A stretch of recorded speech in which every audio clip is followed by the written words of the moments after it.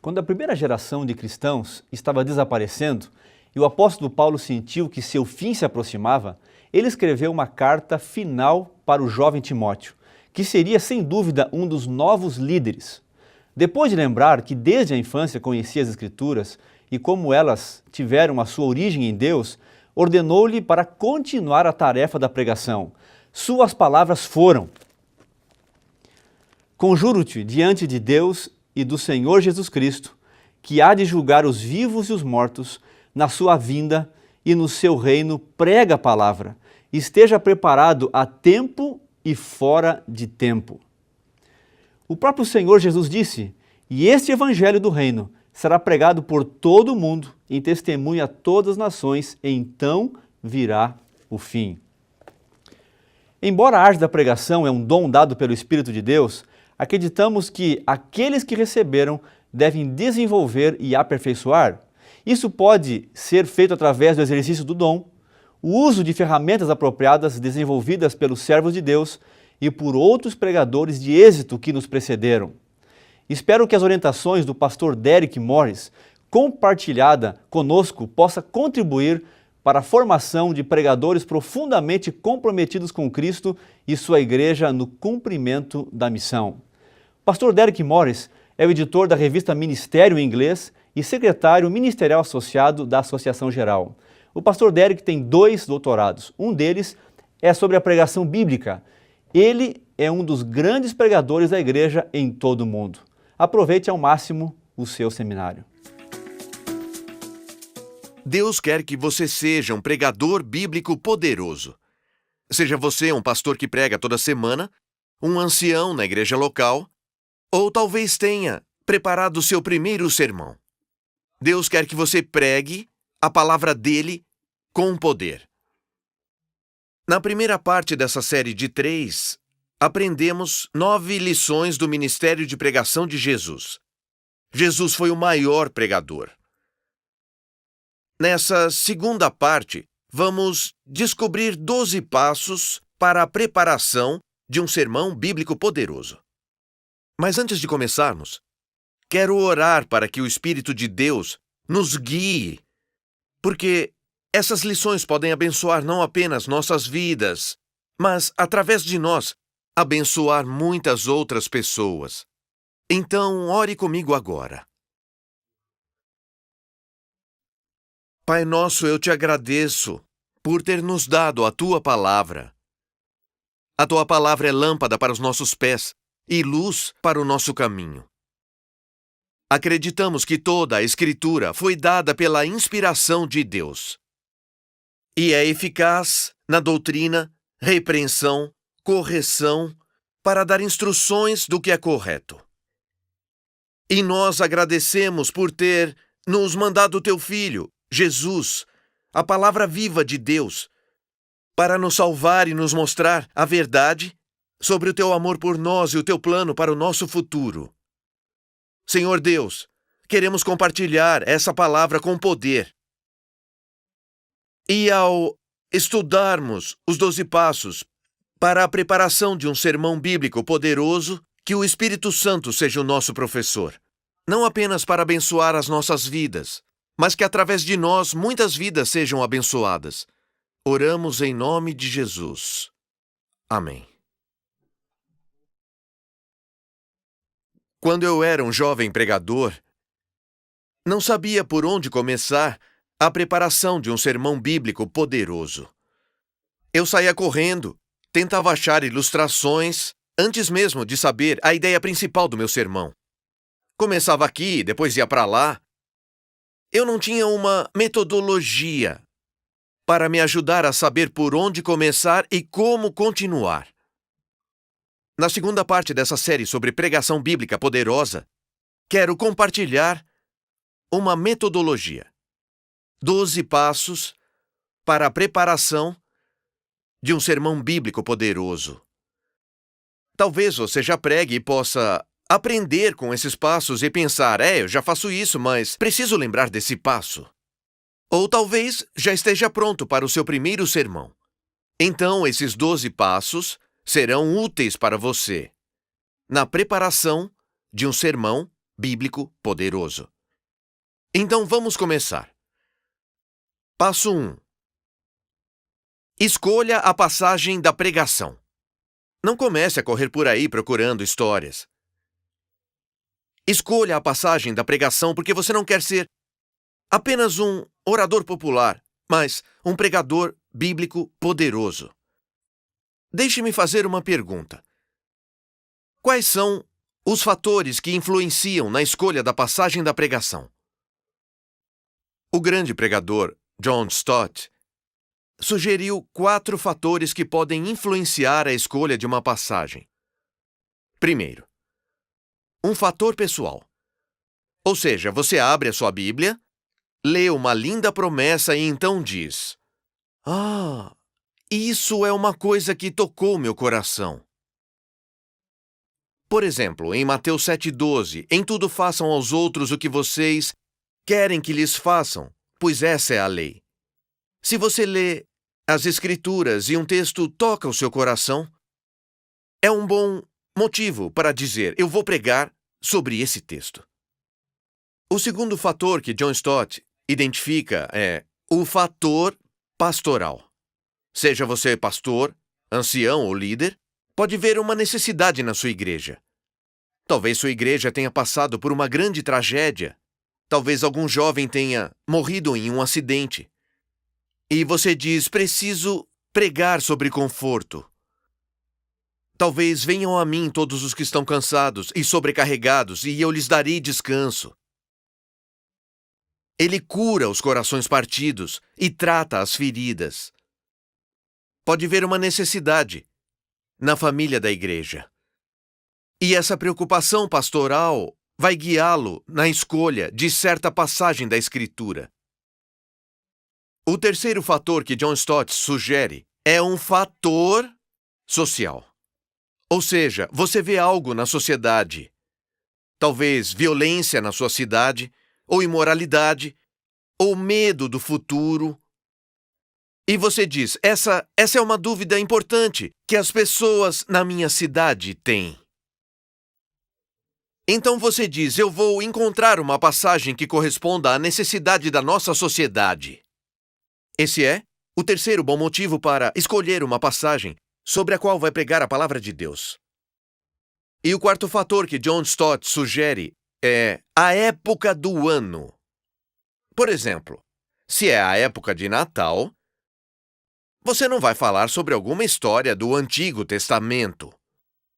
É hora de falar sobre a chegada de Jesus em nosso mundo e o que a chegada dele significa para as pessoas. Se você está pregando na época da Páscoa, Semana Santa, como é chamada em alguns países, não pode falar simplesmente sobre como viver uma vida santa, por mais importante que seja. Devemos falar sobre a morte, o sepultamento e a ressurreição de Jesus, nosso Senhor. Então, a época do ano também pode influenciar na escolha da passagem da sua pregação. Mas se for um fator pessoal, ou preocupação pastoral, ou uma necessidade social, ou a época do ano, o primeiro passo sempre é escolher a passagem de sua pregação. Aprendemos uma lição ou passo importante, e essa foi escolher a passagem da pregação. Eu sempre começo com isso. O passo 2. Estudar a passagem e reunir as anotações dos seus estudos. Se eu vou estudar uma passagem da Escritura, preciso olhar o contexto. Olhe, por exemplo, em João, capítulo 5, versículo 39.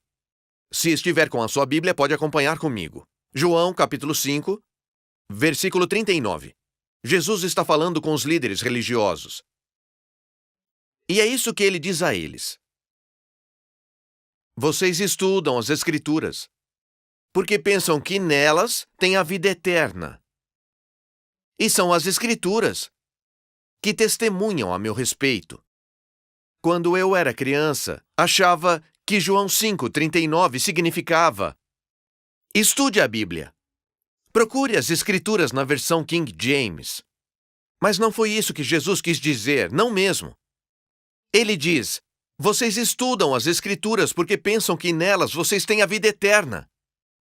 Mas elas testemunham a meu respeito e ainda assim vocês se recusam a vir a mim para que tenham vida. Para entender completamente João 5, versículo 39, eu preciso olhar o contexto de João 5, versículo 30. Talvez você até precise ler o livro inteiro. Por exemplo, se eu ler o Evangelho de João inteiro, é todo o contexto desse versículo em João 5, 39. Eu descobriria que o próprio João nos conta o propósito de escrever seu livro. Em João capítulo 20, ele nos dá o motivo de compartilhar seu testemunho. Jesus realizou muitos outros sinais miraculosos na presença de seus discípulos que não estão registrados nesse livro. Mas estes foram escritos, João diz, para que vocês creiam que Jesus é o Cristo, o Filho de Deus, e crendo, tenham vida em seu nome. Ao olhar o contexto de João 5, 39, não quer dizer estude a Bíblia ou pesquise as Escrituras. Não, quer dizer pesquise as Escrituras para encontrar Jesus, porque quando encontrar Jesus, terá encontrado o caminho para a vida eterna. Então devo separar um tempo depois de escolher minha passagem da pregação para estudar a mesma e fazer anotações. Ao ler a passagem, posso descobrir algumas palavras importantes. Por exemplo, uma vez eu estudei Romanos capítulo 12, versículo 2. Ele diz, não se amoldem ao padrão deste mundo, mas transformem-se pela renovação da sua mente. A palavra transformado, em grego, é metamorphomai. Em português temos metamorfose. É uma palavra importante. Então, ao estudar a passagem, não olho só para o contexto, mas também para as palavras-chave. Se eu olhar a concordância bíblica, descobrirei que a mesma palavra, metamorphomai, é usada em Marcos capítulo 9, quando Jesus vai para o Monte da Transfiguração para orar, e a Bíblia diz que ele foi transfigurado diante deles. Ao estudar as palavras-chave de uma passagem, eu percebo que há uma mensagem maravilhosa. É como cavar em uma mina de ouro e encontrar ouro, ou procurar diamantes no chão. Eu percebo que, assim como Jesus refletiu a glória de Deus, também é desejo de Deus que nós sejamos transformados e revelemos a glória do nosso Pai do céu com o poder do Espírito Santo. Essa segunda lição, estudar a passagem e fazer anotações, é muito importante. Você não vai compartilhar tudo o que aprendeu, mas deve estudar as Escrituras com cuidado, analisando o contexto e as palavras-chave da passagem. Passo número 3. Descobrir a ideia principal do texto. Na pregação chamamos isso de ideia exegética.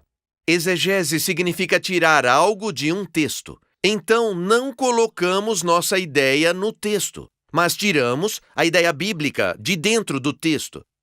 Isso é extremamente importante se você quer ser um pregador bíblico poderoso, porque você não deve comunicar suas próprias ideias. Se lembra do que aprendemos na primeira parte do ensinamento de Jesus? Você quer comunicar a palavra de Deus. Então você precisa descobrir qual a ideia principal da passagem da sua pregação.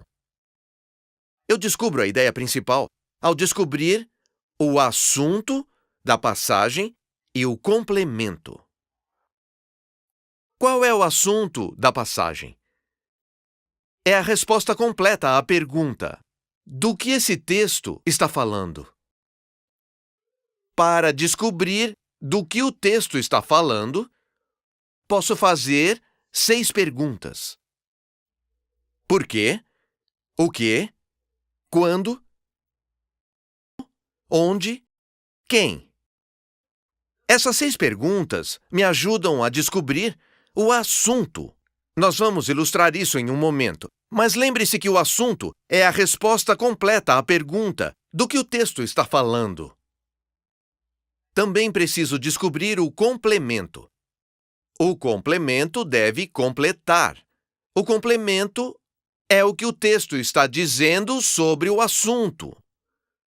Assunto mais complemento é igual à ideia principal do texto. Deixe-me ilustrar isso para você, olhando o texto. Salmo 117, versículo 1. Vamos procurar o assunto e o complemento do texto. Salmo 117 é um dos menores salmos da Bíblia. Será um bom salmo para acharmos a ideia principal, a ideia exegética. Salmo 117, versículo 1 diz: Louvem o Senhor, todas as nações. Louvem o Senhor, todas as nações. E depois repete em paralelismo hebraico: exaltem-no, todos os povos. Agora eu tenho uma pergunta para você. O texto nos diz quando devemos louvar o Senhor? Não. Ele nos diz onde devemos louvar o Senhor? Não. Qual é o assunto neste texto, no Salmo 117, louvem o Senhor todas as nações? A resposta é quem? E o assunto dessa passagem é quem deve louvar o Senhor. E o complemento? Todo mundo. Todos os gentios, todas as nações. Assunto, quem deve louvar o Senhor. Complemento, todas as nações. Grande ideia. Todos devem louvar o Senhor. As nações devem louvar o Senhor. Mas perceba que se eu expandir a passagem da pregação para incluir o versículo 2, o sujeito muda. Olhe na sua Bíblia. Louvem o Senhor todas as nações. Exaltem-no todos os povos, porque imenso é o seu amor leal por nós. E a fidelidade do Senhor dura para sempre. Você percebe que agora o assunto mudou? Não fala mais simplesmente quem deve louvar o Senhor. A palavra-chave aqui, para ou por quê. Qual é a pergunta? Por quê? Agora o assunto é por que todos devem louvar o Senhor? E qual o complemento? Ele tem duas partes. Imenso é o seu amor leal por nós, e a fidelidade do Senhor dura para sempre. Assunto: por que todos devem louvar o Senhor? Complemento: por quê? E nos dá essas duas partes. Imenso é o seu amor leal, e a fidelidade do Senhor dura para sempre. Quando coloco os dois juntos, eu tenho a grande ideia do texto, a ideia exegética. Isso parece muito fácil quando se olha apenas um texto. Mas você pode pegar o mesmo assunto e complemento e ver o capítulo todo, ou até mesmo a Bíblia inteira. Mas vamos olhar mais um exemplo de uma passagem curta, Filipenses, capítulo 4, versículo 4. Adoro o livro de Filipenses. E o versículo 4 do capítulo 4 é muito conhecido. Alegrem-se sempre no Senhor. Novamente direi, alegrem-se. Vamos pegar nossos amigos, lembra-se deles? Quem, quando, por quê, como, onde? Qual deles é? Alegrem-se no Senhor sempre. Bem, isso nos diz quando os cristãos devem se alegrar. É o assunto dessa passagem. O complemento? Sempre. Os cristãos devem se alegrar sempre. Você diz, Derek, você reformulou o texto com suas palavras. Foi exatamente isso. Simples com um versículo. Mas você pode fazer a mesma coisa com uma passagem maior da pregação ou um capítulo inteiro. Precisa descobrir a ideia principal. Do que o texto está falando?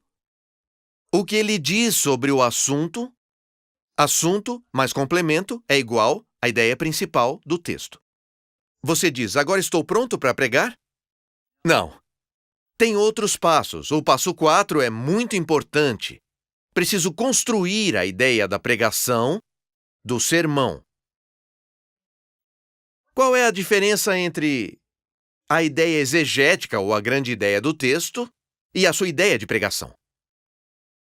Bem, às vezes, podem ser exatamente iguais. Por exemplo, se eu lido com um princípio universal, alegrem-se sempre no Senhor. Até posso falar no meu sermão, alegrem-se sempre no Senhor. Às vezes, se é um princípio universal, a grande ideia do texto e sua ideia de pregação podem ser iguais. Mas a maior parte do tempo, ela precisa se tornar contemporânea, pessoal e memorável. Deixa eu dar um exemplo. Moisés falou para Josué ser forte e corajoso. Se eu pregar esse sermão e pregar de Josué capítulo 1,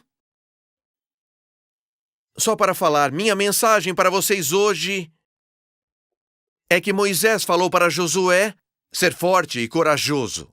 Amém.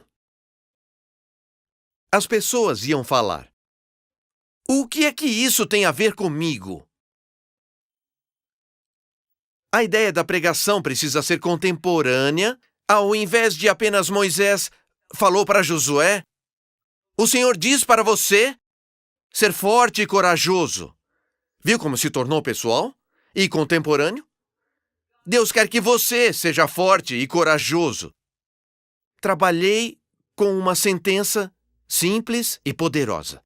Lembre da lição 6 do Ministério de Pregação de Jesus na primeira parte dessa série. É positiva. Deus quer que você seja forte e corajoso. Essa frase simples é do que quer que as pessoas se lembrem. E terá que usar repetição e reformulação. Porque quando as pessoas saem e se perguntam o que o ancião disse hoje, o que o pastor disse hoje, o que aquela jovem disse no grupo de jovens, ela disse que Deus quer que sejamos fortes e corajosos. Ouviram a ideia da pregação do seu sermão? O passo 5, utilizado na preparação de um sermão bíblico, é determinar o objetivo do seu sermão. Por que você vai pregar esse sermão? Se disser, bem, porque me pediram. Não é disso que eu estou falando. Se eu disser, eu sou pastor, preciso. Não. O que você quer alcançar com isso? Qual é o seu alvo? Alguns de vocês sabem como atirar com arco e flecha. Se eu te desse um arco e uma flecha e dissesse, atinja o alvo, qual seria a sua primeira pergunta? Diria, Derek, onde está o alvo? O alvo está por aqui ou por ali? Se eu não sei onde o alvo está, não consigo acertá-lo. Ocorre o mesmo com a pregação. Preciso saber o motivo do meu sermão. Vou tentar explicar um ensinamento difícil da Bíblia? Vou tentar provar que algo que Jesus diz é verdade, quando diz, fará coisas maiores do que estas, porque eu estou indo para o Pai? Vou tentar aplicar um ensinamento da Bíblia à vida diária?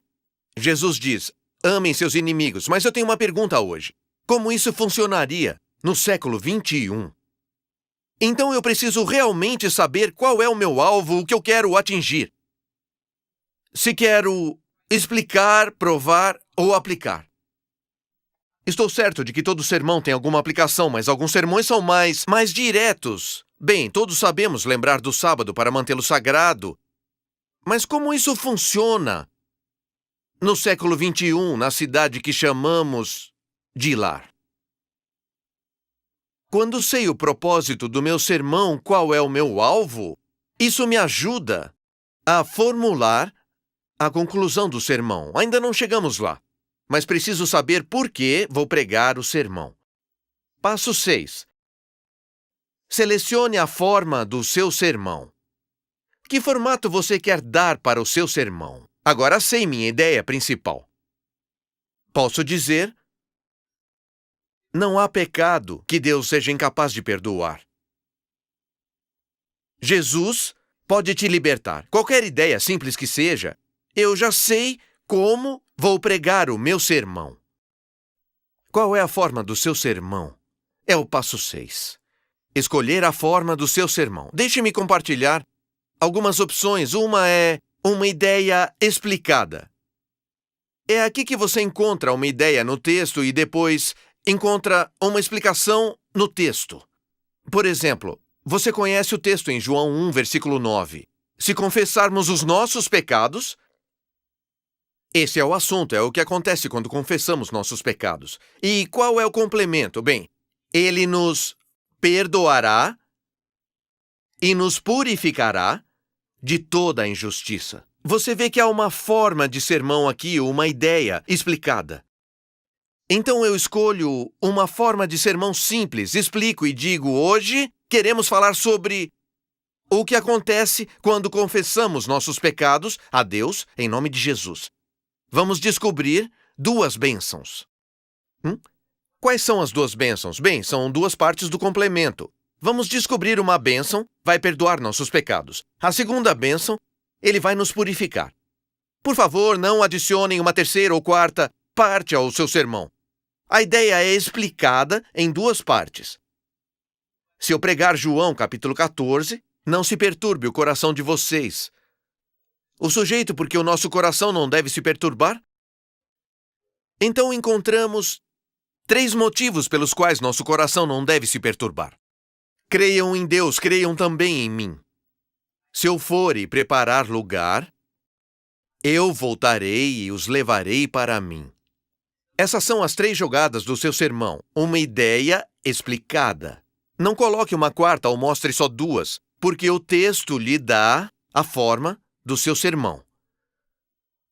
Talvez eu queira falar de um problema. E começo indutivamente falando de um problema na nossa sociedade. Talvez tenha percebido uma necessidade social, então falo sobre um problema. Problema, solução. Só 2 partes do sermão. Problema, solução. Agora, se eu usar essa forma de sermão, quanto tempo devo gastar com o problema? Devo gastar metade do sermão com o problema? Você diz: não, isso é tempo demais para falar sobre o problema. Quanto tempo devo gastar? 1/4 do sermão? Essa não é a pergunta certa a ser feita. O que eu deveria perguntar é: quanto tempo é necessário para convencer meus ouvintes de que temos um problema? Assim que eles percebem que há um problema, posso então levá-los à palavra de Deus, porque quero pregar a palavra ao invés de opiniões humanas. Problema, e eu lhes dou a solução da palavra de Deus. Há várias outras formas de sermão. Uma forma de sermão popular atualmente é a narrativa, uma história. Mas mesmo uma história tem forma. Se você contar a história de Davi e Golias, pode começar com Davi ainda criança, cuidando das ovelhas do pai, precisando brigar com leões e ursos. A segunda parte da história pode ser ir falar com os irmãos dele e como os censuraram, e até o rei não entende o que Deus lhe mandou fazer. Na terceira parte da história, Davi vai com fé contra o enorme gigante Golias. Mas lembre-se, até em um sermão narrativo, temos movimentos para o sermão. Ele tem forma. E também deve se lembrar que precisa daquela ideia poderosa. Você não conta a história e se senta. Qual é aquela frase simples e memorável? Pode dizer na história de Davi e Golias: quando confiamos no Senhor, conquistamos a vitória. Ou talvez mais pessoal: quando você confia plenamente no Senhor, você conquista a vitória. Então, quer você use uma ideia, explique o problema e a solução, uma narrativa, formas de sermão diferentes, pergunta e resposta, não isso, mas aquilo. Você escolhe uma forma de sermão. Isso me ajuda ao fazer o manuscrito do sermão. E quanto ao passo 7? Agora começamos a reunir informações de apoio. Não podíamos fazer isso antes porque não sabíamos qual era a ideia principal ou a forma do sermão. Mas assim que descobrimos a ideia principal do sermão e sei o formato ou a forma desse sermão, posso reunir materiais de apoio. Então, aonde eu vou achar os materiais de apoio? Bem, se você é um pregador bíblico poderoso, primeiro irá à Palavra de Deus. Nela, em passagens paralelas, histórias das Escrituras, você encontrará informações que lhe ajudarão a construir seu sermão. Mas lembre-se, quer escolha um texto ou uma história, tudo aponta para a ideia principal. Se a forma do seu sermão não for essa, mas essa, não se conforme, mas se transforme para contar a história de alguém que estava conformado com esse mundo, que condescendeu. Há muitas histórias nas Escrituras. Uma que vem à minha mente agora é a do rei Davi, que vai até o terraço do palácio e vê alguém se banhando, Batseba, e ele então cede. Também há histórias sobre ser transformado. Saulo em Paulo. Este é um ótimo exemplo. Mas eu reúno material de apoio. Vou encontrar isso na Bíblia. Vou encontrar isso em notícias de coisas que acontecem na minha própria cidade, minha própria família, e vou encontrar ilustrações. Falamos disso na primeira parte. Lições do ministério de pregação de Jesus. Coisas cotidianas. Mas eu sei qual ilustração escolher e qual vou deixar de lado, porque elas projetam luz na ideia principal do sermão. O passo 8, na preparação de um sermão bíblico poderoso, é desenvolver a introdução do sermão. Tenho que sorrir porque, quando comecei a pregar, eu começava com a introdução na minha preparação, mas é o lugar errado para começar. Por quê? Porque eu nem sei qual é a ideia principal do sermão, eu nem escolhi a passagem da pregação, ou estudei a passagem. E vou começar a tentar escrever um sermão? Não vai dar certo. É muito desperdício de tempo. Mas agora, sei a ideia principal do sermão, estudei a passagem, reuni anotações. Agora que eu sei a forma do meu sermão e peguei materiais de apoio, estou pronto para desenvolver uma introdução poderosa para o sermão. Toda introdução deve incluir 3 partes. Primeira, quero capturar a atenção. Posso fazer isso com uma frase de impacto, com uma história. Uma ilustração visual. Quero capturar a atenção dos meus ouvintes. Por quanto tempo acha que deve fazer isso? Bem, olha alguém, talvez na recepção do hotel vendo TV e surfando no controle remoto. Não esperam muito tempo antes de decidirem, vou ver isso? Ou será que vou ver outra coisa? Quando você levanta, não tem muito tempo.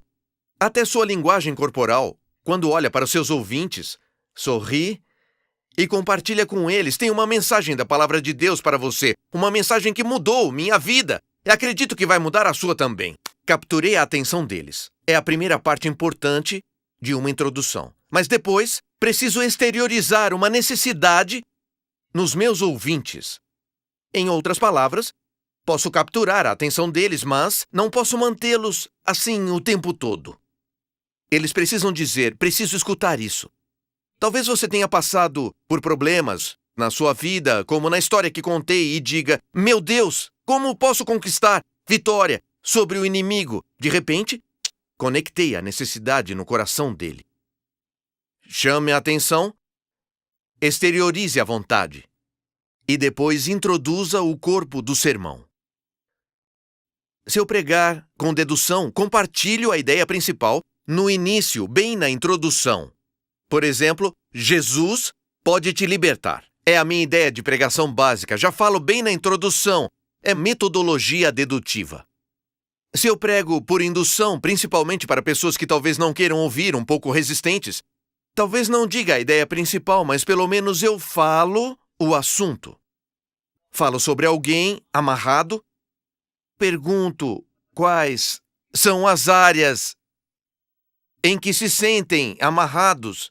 Então digo que há alguém que pode libertá-los. É só indução, mas pelo menos eu disse do que vou falar, mesmo sem passar a ideia completa do sermão. Chame a atenção, exteriorize a necessidade Introduza o corpo do sermão. Esse é o passo 8 na preparação de um sermão bíblico poderoso. E então, a conclusão.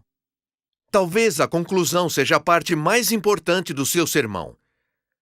Lembre-se do passo 5. Preciso conhecer meu alvo, porque vou pregar esse sermão. O que vou tentar alcançar? Isso se torna muito importante quando preparo a conclusão. O que preciso fazer na conclusão? Bem, preciso resumir. Se compartilhei 3 bênçãos, resumo as 3 novamente. 2 coisas que acontecem se eu confessar meus pecados, e eu resumo de novo. Não isso seja conformado, mas isso seja transformado. Eu resumo as faces principais do meu sermão. Preciso garantir que isso aparecerá na conclusão.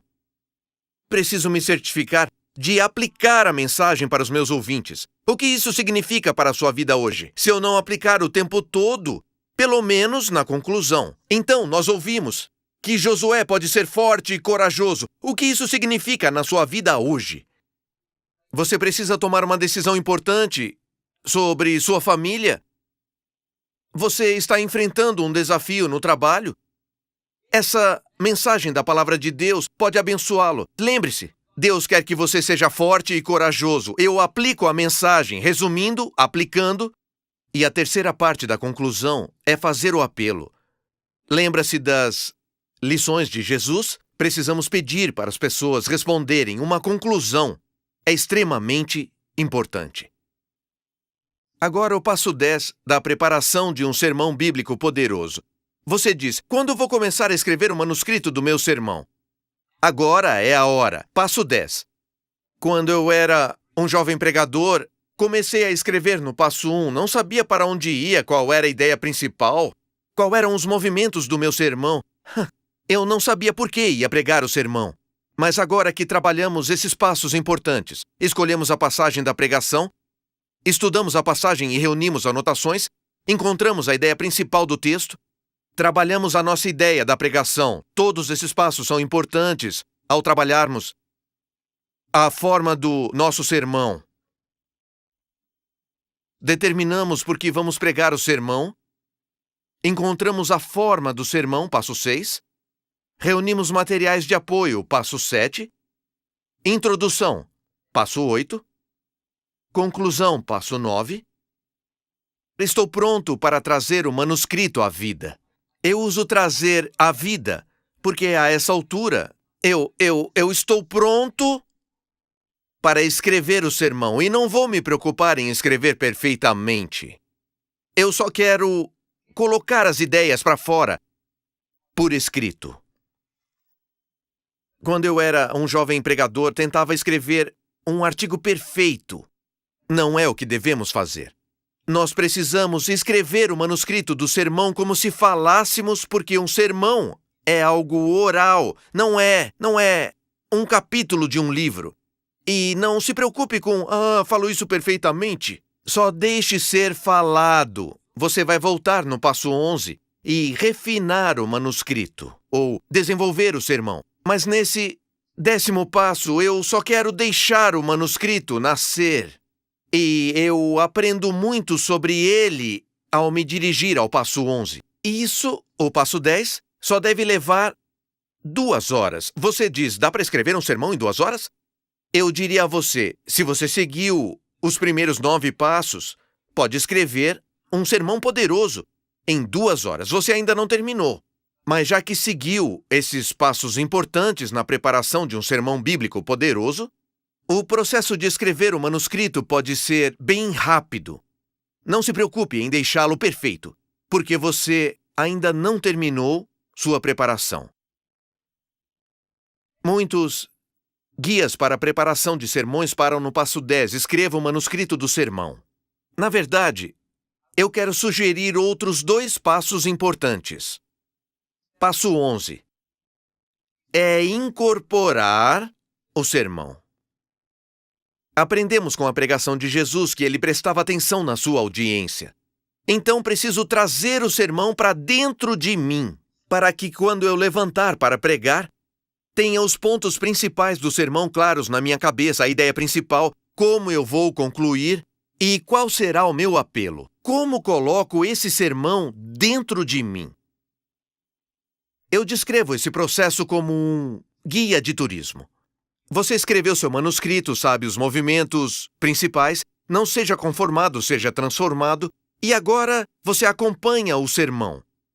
Então você diz, hoje eu quero falar primeiro sobre não ficar conformado com esse mundo. Pode compartilhar uma ilustração da Bíblia de alguém que era conformado, ou uma ilustração da vida diária. Mas agora quero falar sobre os planos de Deus, que vocês sejam transformados. Use uma ilustração da Bíblia, talvez um testemunho pessoal.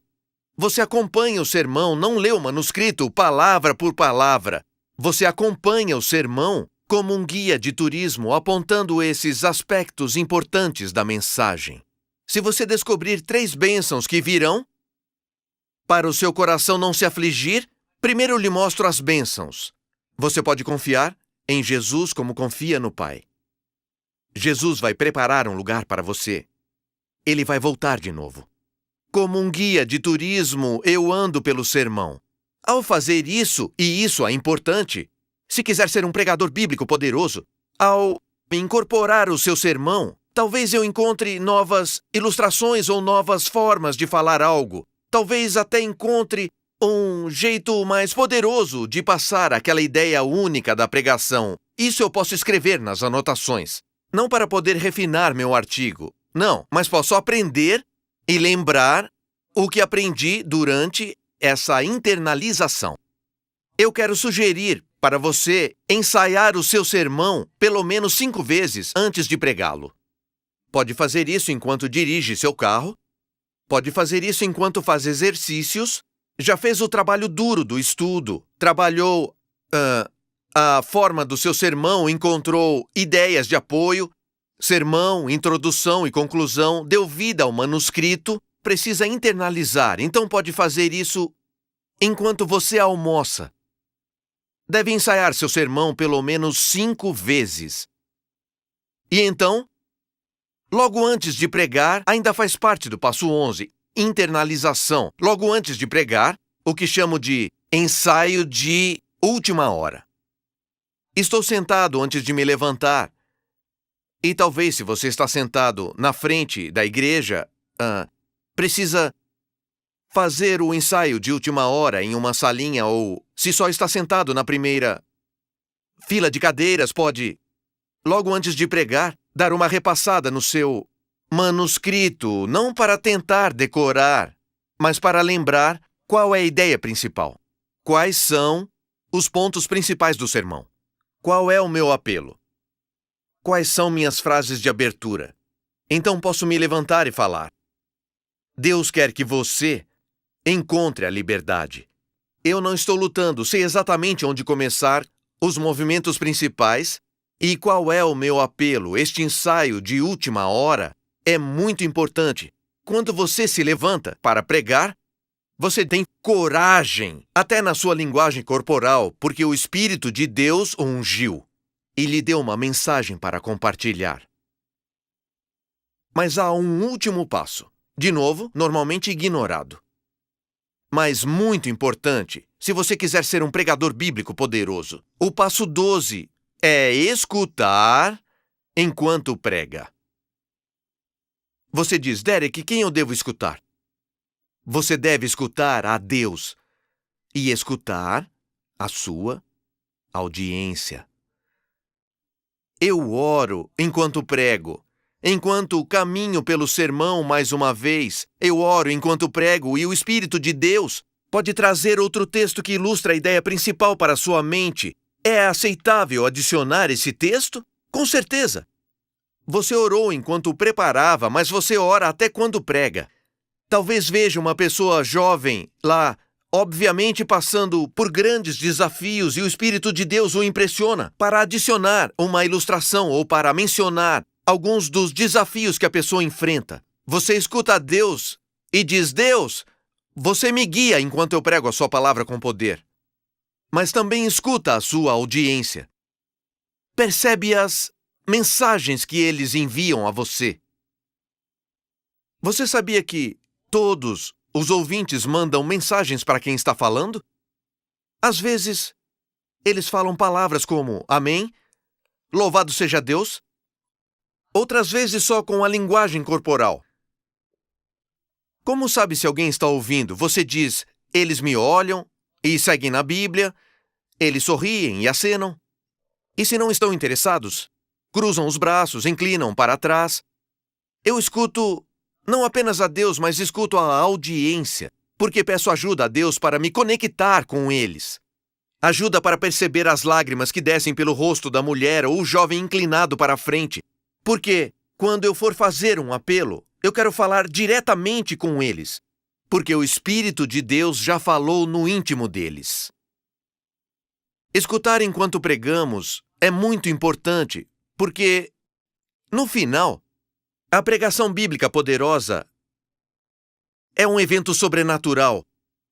É um milagre da graça de Deus que Ele possa pegar um ser humano tão frágil como você, como eu, ungir-nos pelo Espírito dele e usar-nos para pregar uma mensagem que pode mudar a vida das pessoas que nos cercam.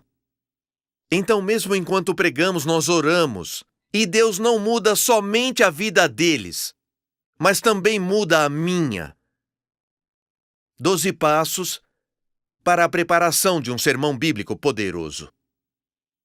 Eu me aprofundei nesses 12 passos nesse livro, Pregação Bíblica Poderosa, no capítulo 2. E eu só quero agradecer a Deus porque esse recurso está disponível não apenas em inglês, mas em espanhol, em português e em francês. Faça uma revisão nesses 12 passos e estude-os com maiores detalhes. Encontre uma metodologia de trabalho, para que você não desperdice tempo ao preparar seu sermão, mas que saiba exatamente o que Deus está pedindo a você. E então, quando se levantar para pregar, fale com ousadia santa, porque pediu para o Espírito ficar com você. Protegeu sua preparação com orações e ora até mesmo agora, Senhor Deus, deixe sua mão sobre mim, que essa palavra não mude apenas a vida dos meus ouvintes, mas que a minha própria vida seja transformada. Quero orar por você. Seja você pastor, um ancião, um pregador, talvez esteja preparando o primeiro sermão. Que Deus o abençoe e seja seu professor nessa jornada. Vamos orar juntos. Pai nosso que está nos céus, agradecemos por ter nos dado sua palavra. Nos disse para irmos e fazermos discípulos por toda a terra, ensinando-os a absorver todas as coisas que Jesus disse que o Senhor mandou. E o Senhor nos deu a promessa de que estaria conosco mesmo no fim dos tempos.